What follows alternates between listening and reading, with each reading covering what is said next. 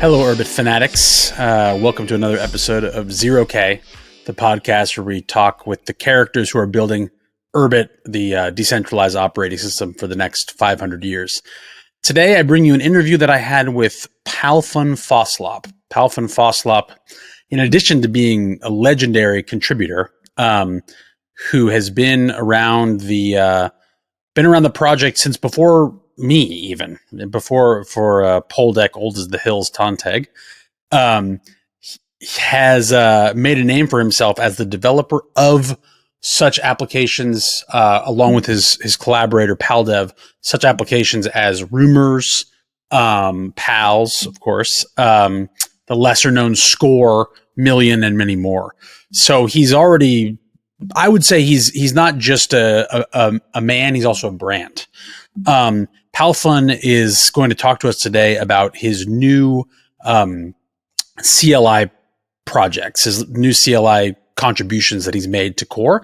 CLI, for those of you who are not full-time Urbiters, means command line interface. So Palfun's going to tell us about all the new stuff he's done to make it so you can build, for example, Snake, Tmux, things of this nature on Urbit, and which I think will really change how Urbit UI is done in the future, because the command line is a legitimate competitor to the graphical user interface. Like that could change development, could change what kind of apps you see. So that's very exciting. So join me when I talk to Palfun-foslup about the once and future command line.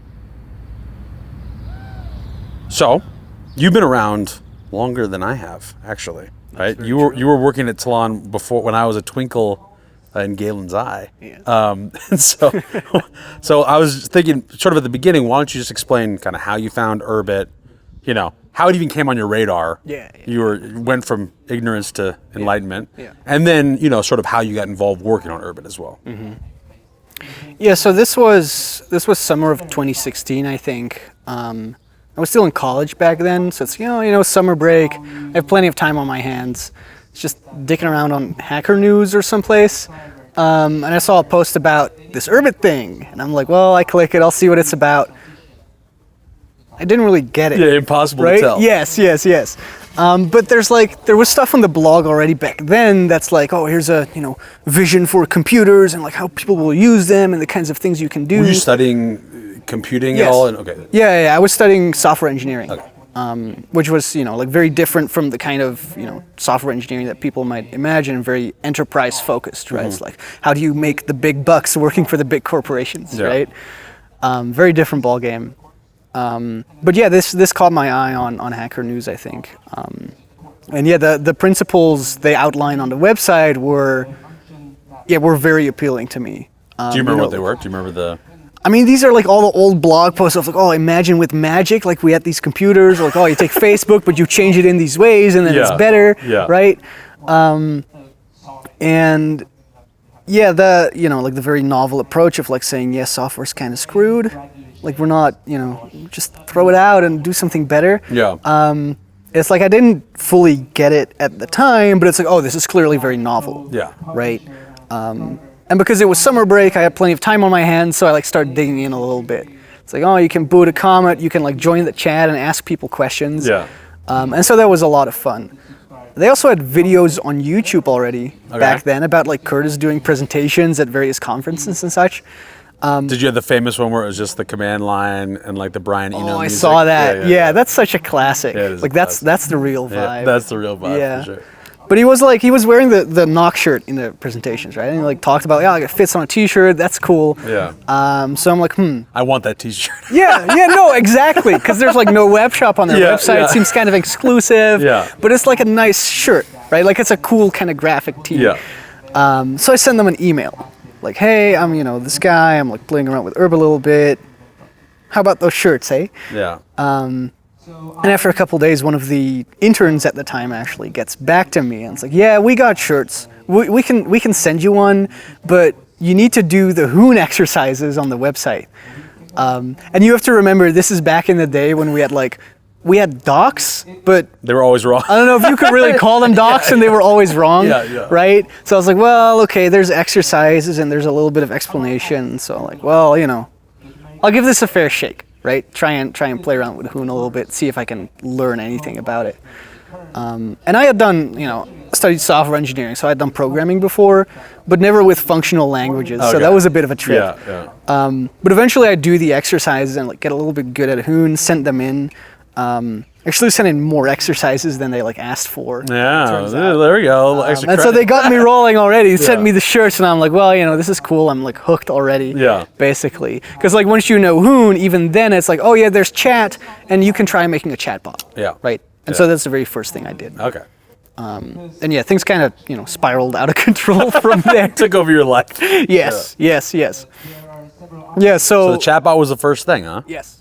Yeah, so it's interesting because that's like, that's a good point because the whole system's written in Hoon. Yeah. So once you know some Hoon, you could just crack open anything and be like, oh, this is how it works. Yeah. Right. As opposed to sort of like, if you try to crack open your MacBook, it's like, what are you going to really be able to get out of that without a lot of preparation, right? Mm-hmm. So yeah, even that took me a little while to get used to because normal software development, everything is a black box basically. Yeah. And so I was asking people questions but not really looking at the source code that they were talking about. Yeah. But eventually you make that shift of mind. Read the effing source code. It's all right there. Which is really true, and it's really. I've had a similar experience. Mm-hmm. That's really good.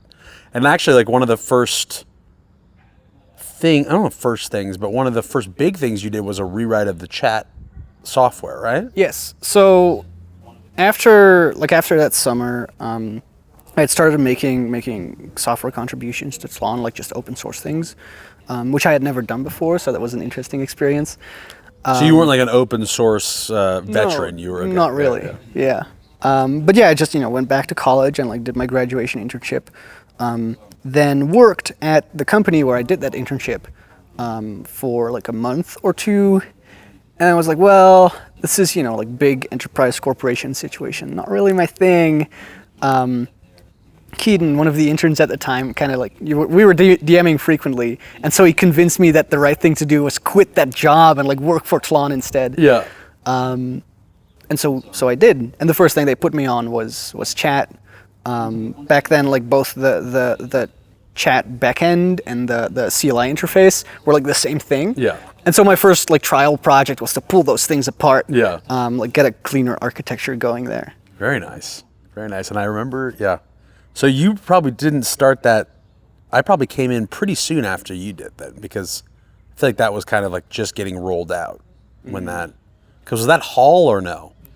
No, Hall was another generation. Yeah, that was the second iteration of this, I think. So this man has written literally more Urbit chat apps than maybe anybody else, which is a dubious distinction. I don't know. It's like, I don't know if that's something to be proud of, to be honest.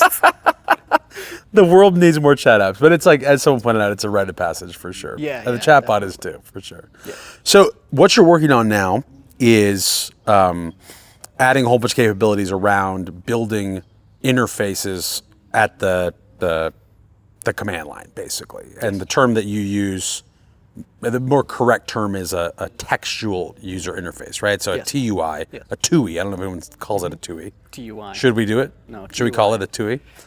But anyway, as opposed to a GUI, right? People do say GUI. So GUI is a graphical user interface, which is what most people associate their day-to-day life with, right? Yeah. Clicking some boxes on, right? So I was wondering if you could kind of like explain. Can't assume that everyone here listening to this is a developer, for example. And a lot of people associate text UIs with developers and development power users, let's say. Yeah. So kind of like if you can explain what a text user interface is, a TUI is. Mm-hmm. I'm going to stop using that. It's bad. Kind of, pitch me on a text user interface. Like what do you find appealing about it? So. That's a good question. Where do we start? A TUI is, like on the very surface level, it's like a lower fidelity version of a GUI, right? Because instead of graphics, you only have text. Yeah. And you can sort of emulate graphics with text, but you can't really get that close. Yeah. So I'd say like lower fidelity experience. This does make it like more, like easier for different environments to hook into. Because it's like, you don't need to know how to draw a box. You just need to know how to draw like a bunch of characters on the word box. Yes, exactly. Yeah, you can take shortcuts like that. And that's not, like that's it's like either you care about visuals or you don't.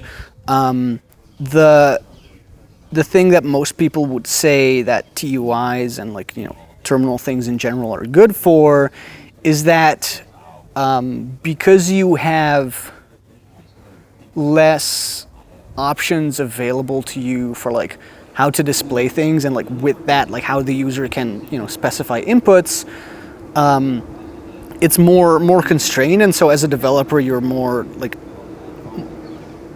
quickly forced to simplify there and say, okay, we're going to instead of having a complicated layout and you move into different pages to do different things, it's no, we just have keyboard shortcuts and you press the buttons and things happen. And this seems there's less decisions to make, basically. Yes, which allows you to move faster. Yes, this is nice for developers because you can move faster. This is also nice for users because while it may seem arcane at first, your keyboard is so tightly tied to the interface, out of necessity basically, that once you learn how to use a program, you can get really good at it and it can happen really fast. This is, hopefully most caches still have physical keyboards for their, prices, inputs and everything. And you'll just see them blindly and that's it, 5 items on the bill already. Yeah, cache can really do that, yeah. So, I mean, that's an interesting point because almost all point of sales POS systems are just keyboard and it's funny because have you ever seen the interface of how they do that? I might have seen a couple. I mean, I haven't seen all of them. Now there's fancy ones, right? But it used to just be a brutal some number. It's just very simple, and I'm sure not self-evident how to use. But they get good at it, and you can go very, very fast, right? Yes, you want that. Well, it's not a high skill ceiling per se, but you do want to be able to ramp up your proficiency in that way. Yeah, so it's a GUI seems like it really a lot of times optimizes for someone being able to come in with no context and be able to do something once, right? The Expedia website, they didn't want to learn how to use the Expedia website, right? Although you still have to because it's always breaking and stuff like that. But it's always changing layout and stuff. But a text UI is better for things that you're using all the time. You get good at it. It becomes almost second nature to use it, right? Mm-hmm. Yeah. Okay. It's interesting. I actually was going to ask you, on the one hand, very few text UIs are just such a small portion of all UIs nowadays, right? Yes. I wouldn't even hazard to guess, but it's not that much. But on the other hand, people text so much, right? Actually, textual input, just in terms of text messages, all the various chat apps and stuff like that, people are actually typing a lot. Yes. And I wonder if sort of if you think that will so it's almost do you think that will make people more disposed towards text UIs possibly, or do you think it's still kind of got a long ways to go in terms of the average person? I'm not sure about disposition per se, but it certainly indicates that for a lot of the communication we do, you don't need that fancy a client. Because again, the only thing you're shipping back and forth for your communication channel is plain text almost all of the time. And yes, pictures are very nice and they can get a lot of information across. And there's ways to handle that in TUIs also. But yeah, it's interesting because it's there's some overlap there where what am I communicating and how am I communicating it? Yeah, right? Yeah. And it's funny because at the limit, a text UI and a chatbot, it's very fitting that you were first a chatbot developer, right? Because a chatbot is basically a kind of text UI. It's ideally it has some fuzziness where you don't have to say, I could say movie times, or I could say movie times in LA, or this kind of stuff. Yeah. Very interesting. So right now, Urbit supports, of course, text UI of some stripe, and then also has the ability to build graphical user interfaces. Yeah. So can you explain, though, just give kind of a tour, whirlwind tour of the part of the Urbit system that supports text. So if you're going to build a new text UI, what pieces of Urbit are you touching, basically? Yes. So in practice, the stuff that you're writing only happens in the application that you're building. What do you mean by this? You mean like the actual messages that the person's getting by stuff that you're writing? Yes, yes. But to like get things onto the screen, it is good to know like what the pipeline for that looks like. Yeah. And so when the user is using Urbit and they're at the keyboard, like pressing keys, that first comes into the Urbit runtime. Okay. Assuming you're in the real terminal. And so the runtime like runs in a terminal emulator, and those have like, archaic ways of handling user inputs and turning those into byte streams that the program can understand. So people who don't know, it's like a lot of that part of the system of all computers has been around since like the beginning of computers. Right? Oh yeah, this goes all the way back. So you're dealing with like really an old dinosaur part of a computer. Yeah, like they didn't even have screens back then. They just printed everything out to like a printout. Like a receipt. Yes. And so that's why everything is line based and like text, and you have special commands for new lines because the paper needs to move up. Literally a printer. I didn't know that. I didn't think about that. And so there's a big role of the runtime there is translation between all that old world stuff and the nouns that Arvo can understand. Yeah. So it does that translation for the inputs, sends the input into Arvo. Arvo has a terminal vein called dill, which doesn't do much. All it does is track which different terminal sessions you have open, so you can be working on multiple things at the same time. And it says, this input is for this session. I know which user space agent, which application is associated with that session. Got it. So I'm going to forward them this input. Okay. Yeah. And then the user space agent is where all the magic happens. So this could be connecting to your application directly, or to some higher level thing that for example, implements the prompt for you, so you don't have to do that yourself. Got it. So where does the prompt live? Sorry, just make sure I understood that correctly. The prompt lives in user space, in Drum, which is a part of Hood, like the system utility application. So that's a user space thing, but it's like that's just has all these conveniences. So Yes. Got it. So it's like a keystroke. Just so I make sure I understand, a keystroke. I type literally a letter. Press enter. Let's say. Right, that goes into the runtime, which is running on my desk, let's just say laptop, for the ease of understanding. That goes into the runtime, that goes into dill, which is the part of Urbit that handles those keystrokes. Yes. And then that, through Drum, goes to my application and goes, I'm supposed to do whatever. Yes. Make a new line when I press enter. Is that right? Okay. Yes. And then so what's the reverse path? Like I want to print something to the screen. How's that? Yeah, so your application is going to get the return key, and it's going to figure out, maybe a command just ran that says, put this string of text on the screen, right?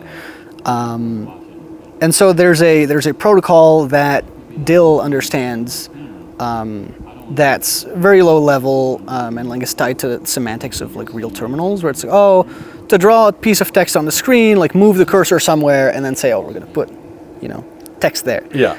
And so that's what the application does, is it says, I know I want to draw text at this location, so we move the cursor, we draw the text, that's it. And that goes back up to dill. Dill knows, that came from this thing, which is this session, and so anyone, like the runtime listening for that session, gets the outputs. Got it. And that then does the last translation step of like, move to these coordinates into the escape sequences that have been around for ages. Yeah. Interesting. And so it should be said though, like that Urbit now has a web terminal, so you can also do all this stuff in a browser, as well as on the actual physical, computer, for lack of a better term. Yes, the web terminal just emulates a similar environment. Yeah. So right now the web terminal kind of is just an emulation of what you'd find on your laptop, for example, and so that's useful. Yeah, for people who don't have a lot of experience with it, it's like there's a lot of debugging command. Like you want to debug, you want to do system level stuff with this kind of affordance, because for every debug command, like let's say your ship isn't updating, do you want to write a GUI for that? No, it's like it makes more sense just to have a text UI version, right? So it's like when one of the main distinctions between Urbit and just some account on a social media website is that like you can actually debug it's a full computer, right? So you can do that from either the browser or from the terminal, right? Yes. Okay, so what are the limitations? Like, what's this is the system that exists now? Yes. Like, what are what needs to be improved, basically? Yeah. So you mentioned how like things go into drum, and drum is this thing that implements the command line prompt. However, it limits you to just the prompt, right? Yeah. So all user input goes into there. Your application only knows what text is in there at this moment. And if your application wants to actually put things onto the screen, the only thing it can do is say, yeah, append things to the bottom of the screen. And you get like a giant list of scroll back that can only ever go up. Got it. So if I understand correctly, you're basically, right now, your text UI logic is kind of confined to literally adding a line at the bottom of the screen, right? Yes. And it moves everything else up, but you can't jump up and alter a line. I mean, you could do a lot of tricks to try to do such a thing, right? You like clone it all, and yes, exactly. But right now it's just line per line, right? Which makes advanced drawing stuff hard, right? Yes. Okay. And so that's obviously a big limitation. The command line paradigm works well for many things, but if you're like, oh, I want to edit text or play a video game or whatever, it's just like, it's a non-starter. Yeah. Right? So earlier this year, in January, the terminal improvements I've been working on for some time, finally made it out to the real network, and they added affordances for doing the more dynamic, like two-dimensional TUI kind of drawing. And so drum still exists, and by default you still grow through that. But you can, if you create a new terminal session, now also say, oh no, I don't want to connect to drum, it's too restrictive, let me connect to this other thing instead. Okay. And then that other thing gets direct access to all of the user inputs and all of the like drawing affordances that DIL and the runtime give you. Okay. So by all user inputs, what do you mean in addition to just keystroke? Is there something else, or? Yes. So if you're in drum, you have like your control key, like Emacs style key bindings for like, control U like deletes everything up to the beginning of the line, control E moves the cursor to the end. And so underlying applications never see those keystrokes. Oh, interesting. Because drum like eats them and turns them into what's the current situation with the prompt. Okay. Right? All right. But if you connect directly, like the user can, do control key bindings, individual keystrokes, mouse click events also. Oh wow, okay. And those can be handled directly by the underlying application. That's interesting because like I think probably most people think about for a text UI includes like basically, we didn't say this, but like no mouse input, right? I mean, most people are like, oh, that's what you sacrifice. Like a mouse is for a graphical user interface, but like now an application developer on Urbit could have access to the mouse click events. Yes. And I'm assuming they can also define their own like sort of like keyboard shortcuts using these control keys and stuff like that. Yes, because it's just like, well, what do I do when the user presses this key combination? Okay, very nice. And so in terms of, so that's kind of on the input side so now that's all available to an app developer and they could do with it what they want to do. Yes. So on the drawing side, just give a little bit more concrete examples of what's been added. So the primary addition is, instead of being able to move the cursor along the bottom of the screen where the prompt would be, you can now also move it in the vertical direction. Okay. So you can pick any location of the screen to put the cursor onto, which if you subsequently draw text at the cursor location, means you can draw anything anywhere on the screen. Got it. Most of the other things there we've actually already had for a long time, but have just been difficult to access because of this. So instead of plain text, you can put text with colors and like underlines and stuff like that. Okay. There's also some interesting things that you might not immediately consider to be UI output. Okay. So it's possible, for example, to say that you want to save a file. Okay. And the Urbit runtime, writes this to the hard drive of whatever machine it's running on. Oh, interesting. But if you're in the web terminal, it gives you the download prompt of your browser. Oh, very nice. So you can, pick and choose where you save it, such. That's interesting. So you could, if you had like a terminal text editor, like an equivalent to like a VI or Emacs. Yes. In the web browser, you could just download it to work through the browser. Basically. Yes, you can just download files from your Urbit that way. Very nice. Okay. So, and then in terms of the actual like fidelity of I guess that's what I mean, like the fidelity of the drawing, right? Like, are the pixels of a TUI essentially like the character width, like rectangles, is that kind of how you do it, or can you do it even at the pixel level? No, like individual characters really is the smallest resolution that's available to you. Okay.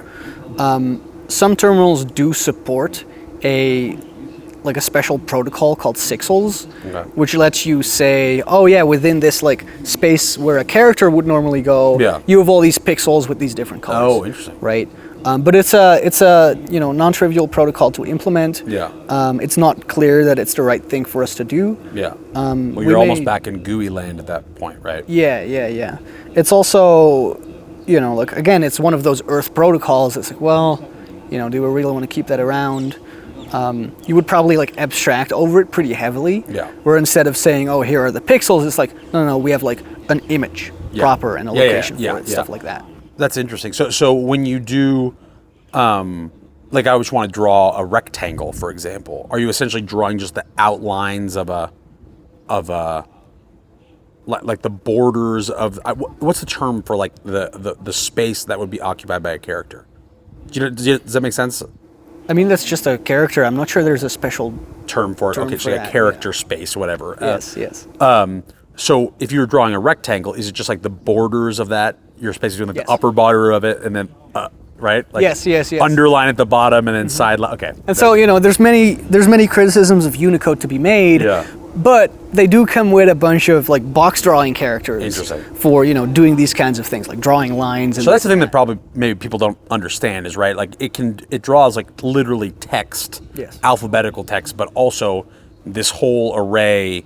I mean, the most trivial of which being like arrows and stuff people have seen, but like there's a whole bunch of essentially character images that can be drawn instead, and you can use those as well, right? Yes. Like I was talking to Hadzad, and he was talking about building a poker app on this, and like the suit icons are a Unicode character. So you could you have those. Yeah, you're not like you don't need to like hire a designer to get the drawings. No, they're in whatever font the user is using. Yeah. That's really cool. Okay, so I mean, so just to give people like sort of like an idea of what you can do with this, can you just give kind of like an overview of the demo stuff that you've built to kind of showcase this stuff? Yes. So you showed some of that in your presentation, but they haven't necessarily seen it. So like, kind of what?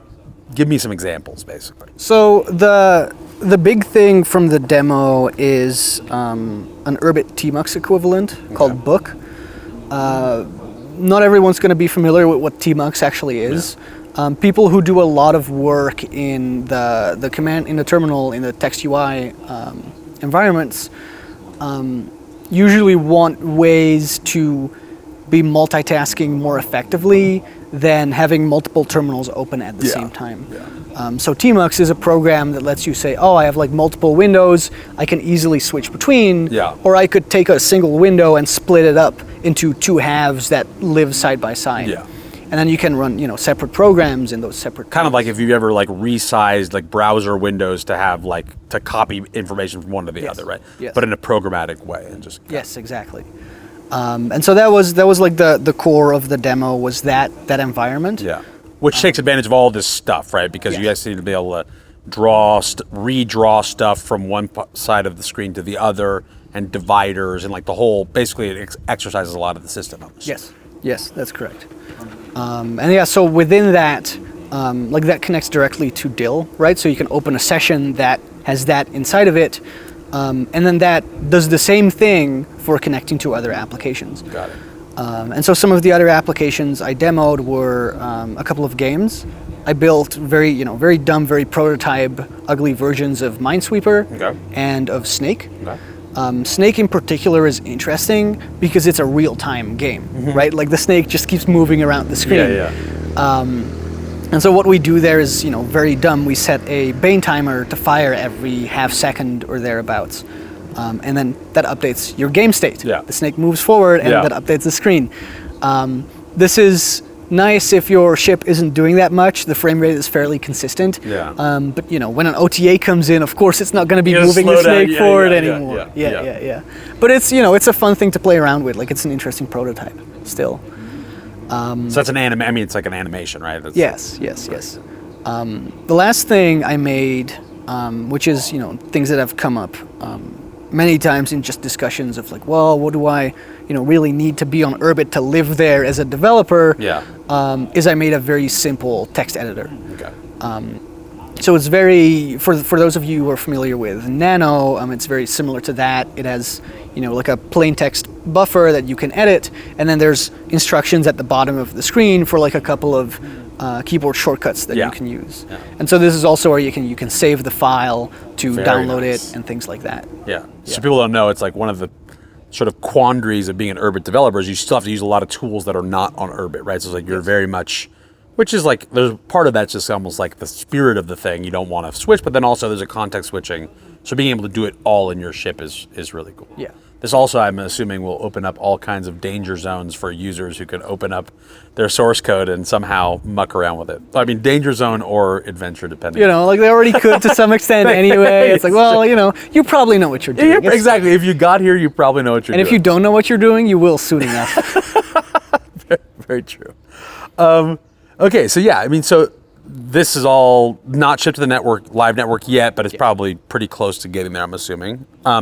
So once this stuff is kind of in the hands of developers, what do you think it's going to like enable? What do you think this is going to add to Urbit development, to what applications are being made for end users eventually? So the thing that's really nice about the terminal environment for Urbit developers is that you get to operate your UI in a place that's very close to where your data lives, right?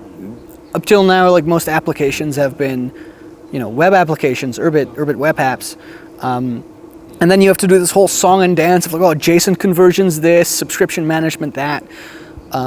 And for terminals, that just doesn't come into the picture at all, because your rendering code lives right there next to your data. Like you have full real-time access to that all of the time. And so that's a very big advantage. It would let you, like prototype UIs much faster, get things working much faster, except that the drawing protocol we have is so low level that drawing something as simple as a box is still, it's like labor intensive. More difficult than but in the future, those conveniences can be written. Yeah, like it's not even difficult really. Like it's not complicated, but it's a lot of rote implementation work. Yeah. I did also write, in the course of writing the things for the demo, write a library that takes some of the obvious like points of generalization. Yeah. And factors those out so that it's, you can just say, I have a box at this coordinate with these dimensions, and draw a line around that thing. Yeah. So that alone already helps a lot. Yeah. And gets you to a place where you can, start dealing with your application-specific logic more quickly. Very nice. Yeah, and the fact that all this stuff is immediately available in the web browser means that writing a terminal UI wouldn't mean it would be just people at their computer. Right? It could be people who have never opened the terminal on their actual laptop can still do this kind of stuff, right? Yes, so, correct. And with the mouse click events, there's a lot of stuff there. Mm-hmm. Yeah. Well, that's great, man, and I think that's all the questions I had for you, and I'm pretty excited about this to come out. So yeah, it's gonna be a lot of fun to see what people make. Yeah, and so I think in terms of you also do a lot of other application development. So for people who are listening to this, where can they read more about the stuff you've been doing and find more of your content? Well, I don't. Subscribe. Yeah, no, I don't have a blog. I don't have a Urbit OnlyFans or whatever. There's none of that. Not yet. Not yet. Watch this space. Yeah, no, I have, like I do a lot of, as you said, I do a lot of application development. Also, all of the PalDev apps, people are probably familiar with. If not, look up PalDev in the landscape. I'll put that in the show notes. So yeah. So I'll put where you're distributing your major apps from, so they can find those. Yes. Yeah, and all of the other stuff, like most of the other work I do is in kernel space, and so you either already have it or will have it soon, right? Okay. Well, that's a good way to put it. All right. Well, thank you very much. Great Anytime. talking to you. Good talking. Boom. There it is. There it is. That's a wrap.